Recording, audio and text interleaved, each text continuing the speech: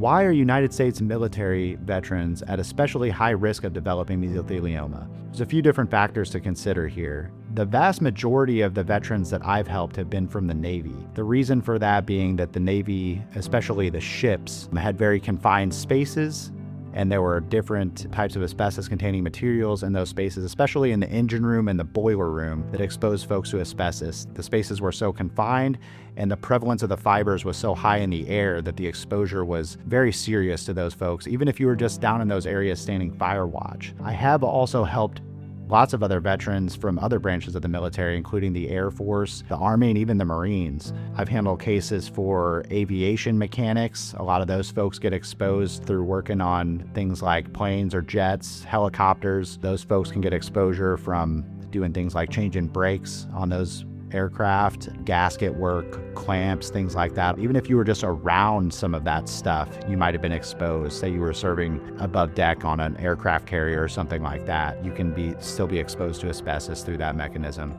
Folks with ground-based vehicles as well were exposed very commonly. Things like brakes, clutches, gaskets on Jeeps and tanks and personnel carriers, things like that. Folks can be exposed through that as well. One thing that no veteran signed up for was to be exposed to asbestos and eventually be diagnosed with mesothelioma. I take a lot of pride in the work that we do for military veterans here at the firm. You folks have put out your lives for the service of our country, and we can't thank you enough for that. So if you have been diagnosed with mesothelioma and you served in the U.S. military, thank you very much for your service. We'd love to help you out on a claim.